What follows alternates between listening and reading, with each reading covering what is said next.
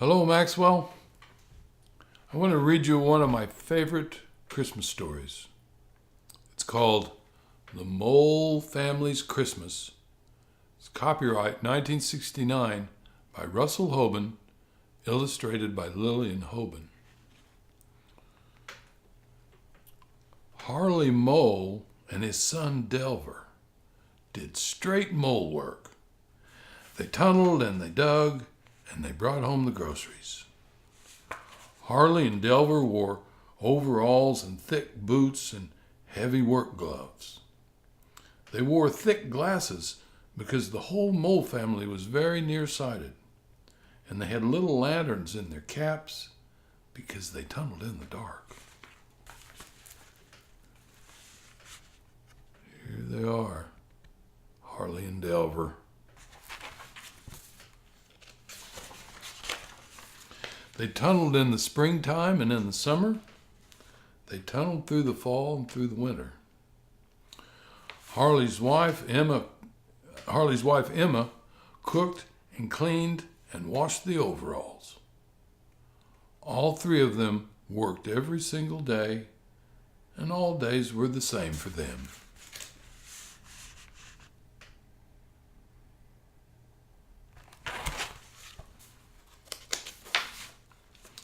In the evenings, Emma mended overalls and work gloves, while Harley and Delver cleaned the lanterns and scraped the mud from their boots and rubbed them down with tallow.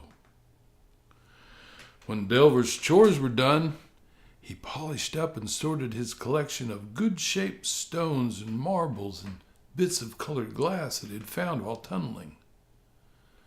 And sometimes he just sat around and thought. "Delver is a brooder," Emma used to say to Harley. "Delver is a thinker," Harley always answered. "There's no telling what that boy might do when he put his mind to something."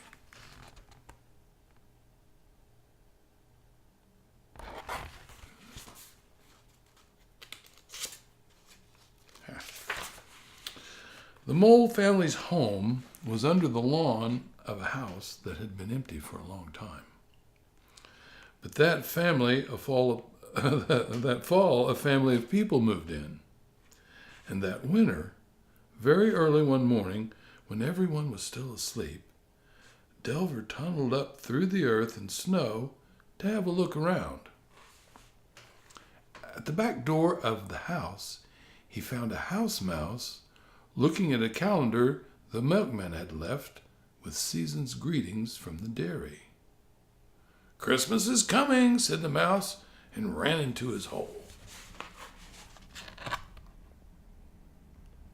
There's the house, there's the mouse, looking at the calendar. Delver thought about it all day, and at dinner he asked his mother and father, "What is Christmas?" "I have no idea," said Harley. "No idea whatever." "Neither do I," said Emma. "Perhaps it's a people thing." Delver thought about it some more, and that evening when his chores were done, he went up to the people's house. There he found the mouse again, dining on bird's feed that had fallen from a feeder. "What is Christmas?" Delver asked him. "Several different flavors of paper and cardboard," said the mouse. "Fresh paste sometimes, and no end of ribbon, string, and nesting materials. Constant footsteps overhead, and no rest for anyone until he's come and gone." "Until who's come and gone?" said Delver. "Fat man in a red suit," said the mouse. "White beard. First thing, there's a lot of stomping and snorting and jingling up on the rooftop.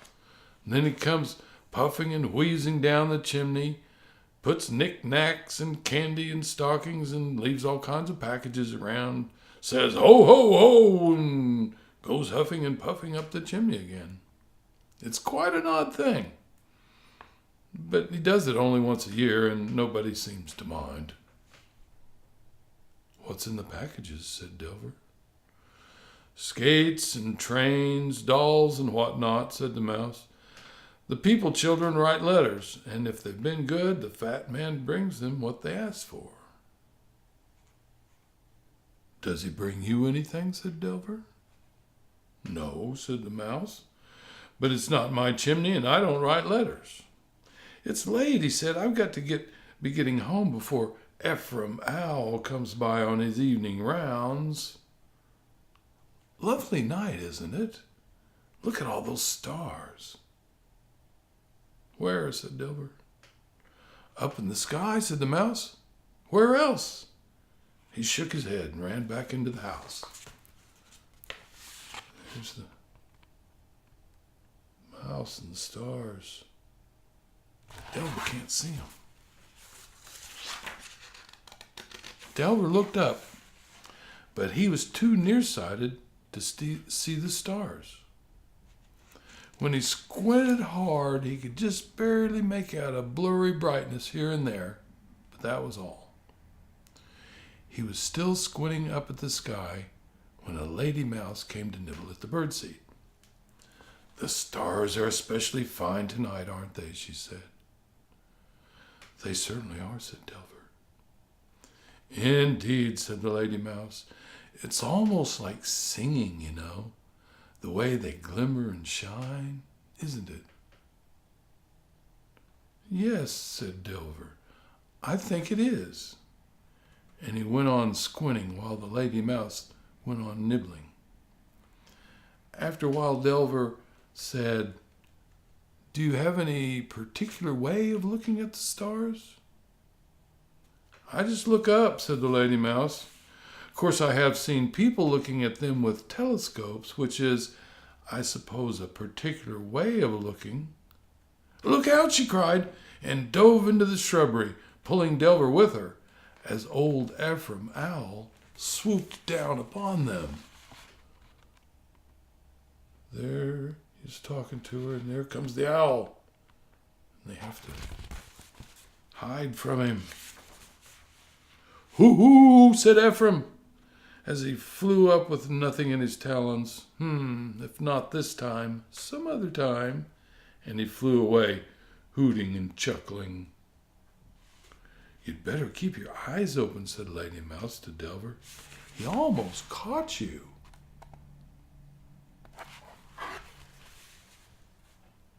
I was thinking, said Delver. What is a telescope?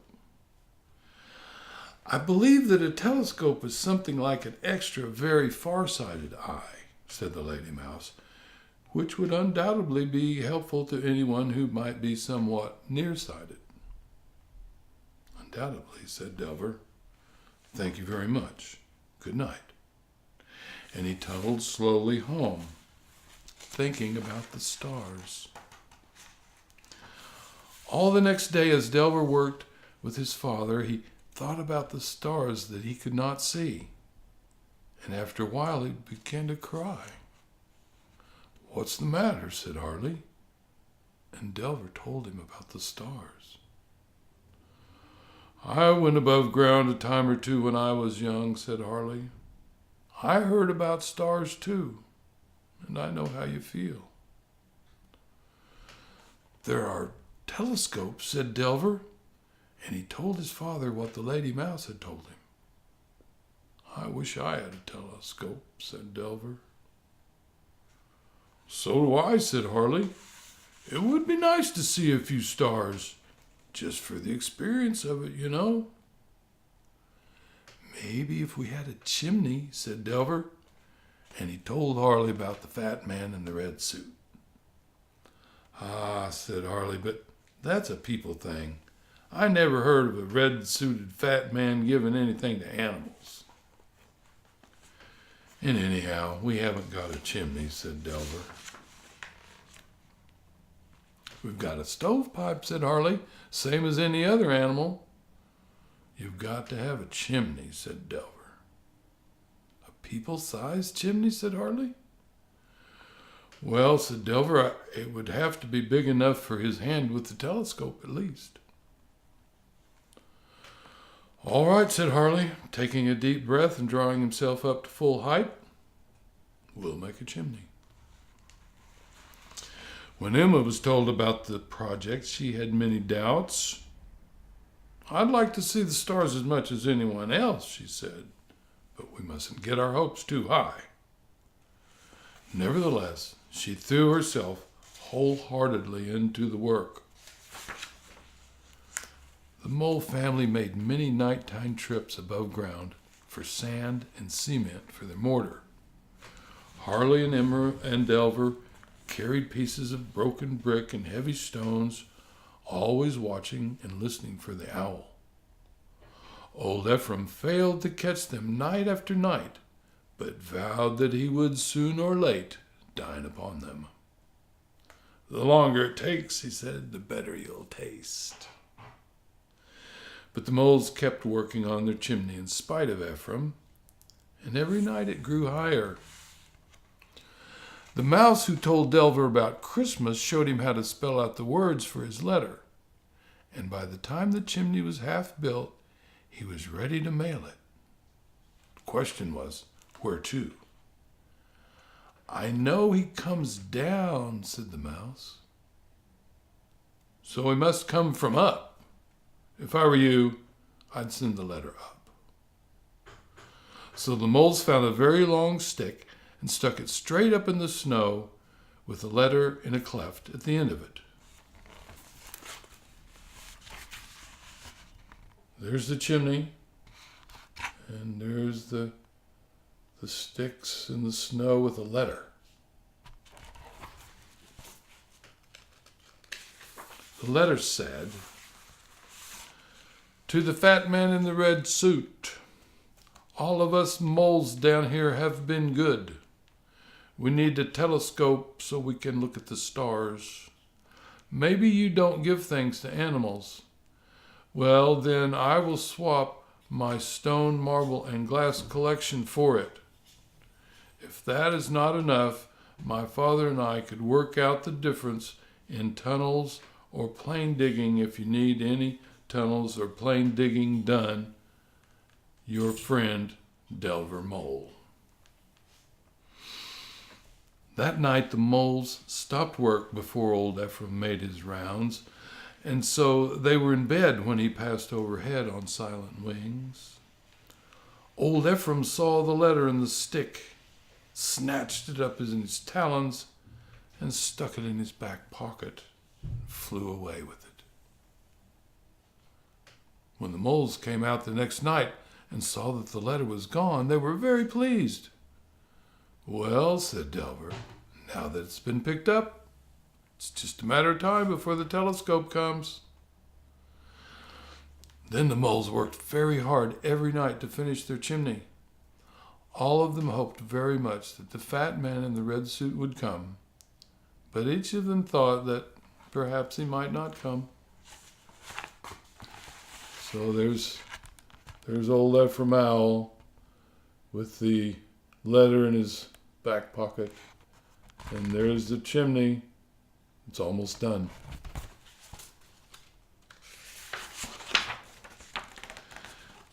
So, just to make sure that Delver and Harley would have something for Christmas, Emma knitted new mufflers for them. Harley made a pair of pretty slippers for Emma and a pair of moccasins for Delver. Delver made a sewing box for his mother and a reading lamp with a green ginger ale bottom glass shade for his father. Then all the moles wrapped their presents and hid them. "Even if the fat man doesn't bring the telescope," said Emma to Harley and Delver, "he may leave some other little presents, you know." "Just what I was thinking," said Harley. "So was I," said Delver, and all three of them smiled to themselves.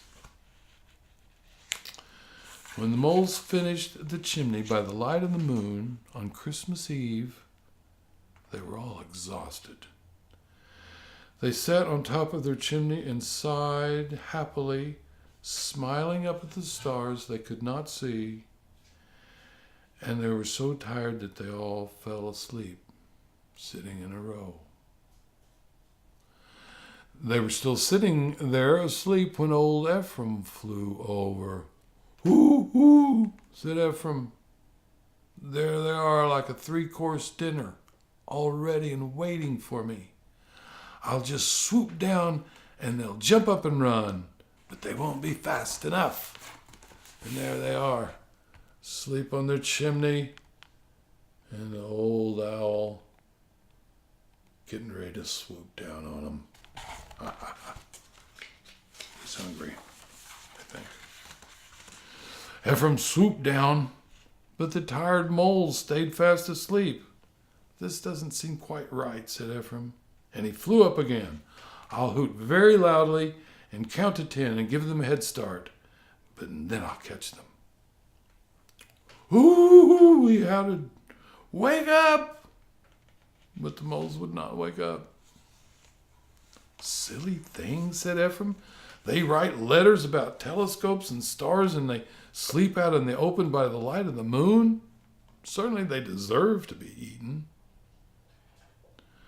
Just then the midnight bells rang out in all the churches in the town, and the sound floated over the still air and the sparkling snow.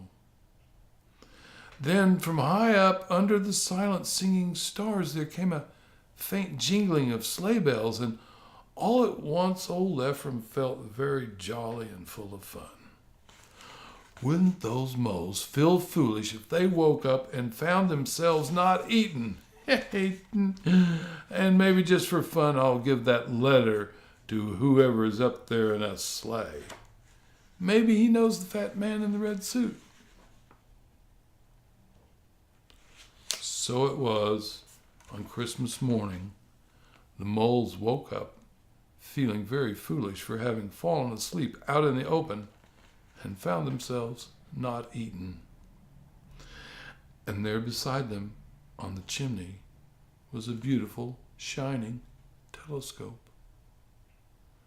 You see, said Delver, all it took was a chimney, and I didn't even have to swap my stone, marble, and glass collection. But the joke wasn't only on the moles, because when old Ephraim woke up that afternoon, he found a nicely wrapped package inside the door of the hollow tree where he lived. Inside the package was an elegant striped necktie and a card that said, "Season's greetings to a jolly good fellow from the fat man in the red suit. Best regards, S. Claus." So that was the Mole family's first Christmas, and they were very pleased with it. On top of the chimney, they made an owl-proof observatory out of an upside-down flower pot, and then they were able to look at the stars in perfect comfort. I think Delver did very well to find out about Christmas as he did, said Emma. Yes, said Harley. You can never tell what will happen when a boy like Delver puts his mind to something. Here I am, who never expected to see a single star, looking at all of them. I call that impressive. It really is like singing, the way they glimmer and shine, said Delver.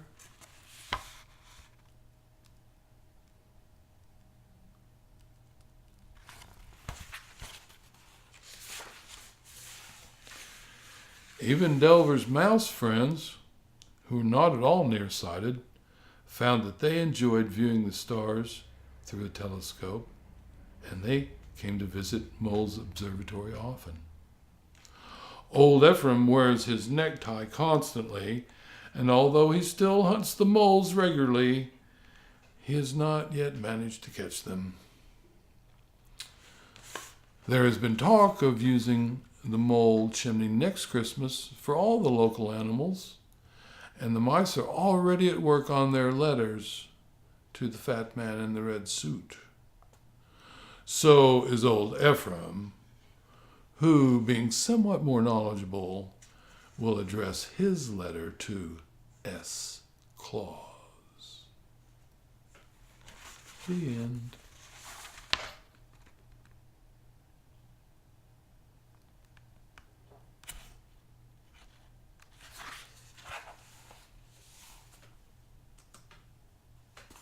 Good night.